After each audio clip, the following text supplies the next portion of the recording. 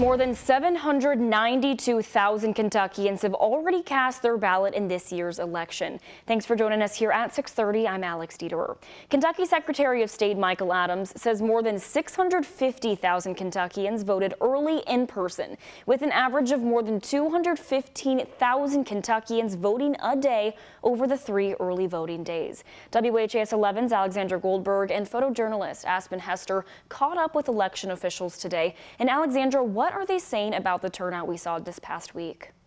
Yeah, Alex, record-breaking. The 2 words county and state officials are using to describe the early voting turnout.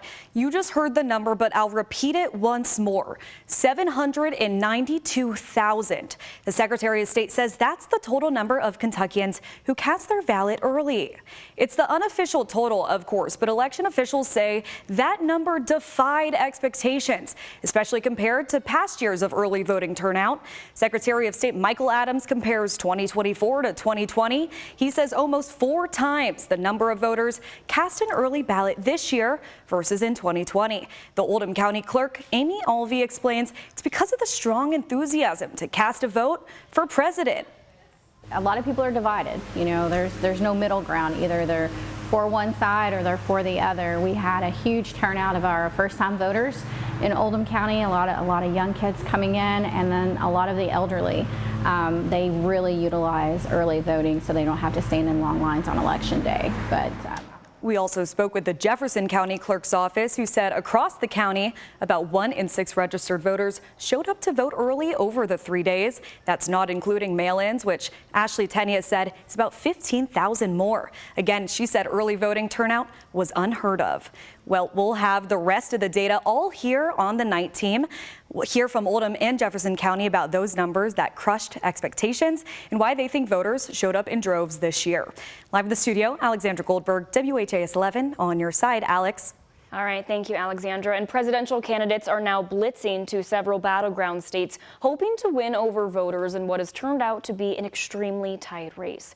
Former President Donald Trump hit multiple states today, starting in Pennsylvania. The former president told ABC that he believes a winner will be declared Tuesday night.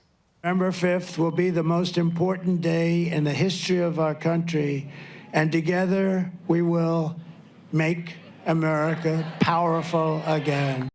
Meanwhile, Vice President Kamala Harris is making several stops in Michigan, ending with a rally at Michigan State University. Harris is attempting to solidify her policies in the minds of voters who will be heading to the polls on Tuesday.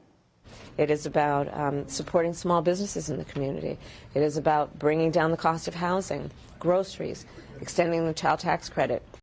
A new poll from ABC Ipsos show a very tight race, with Harris receiving 49% of the support from likely voters, while Trump has 46%. However, nearly 60% of voters also say they are dissatisfied with their choice of candidates. And we'll be on air all night on election night for live special coverage starting at 7. We'll be streaming on WHAS 11 Plus and the WHAS 11 YouTube channel.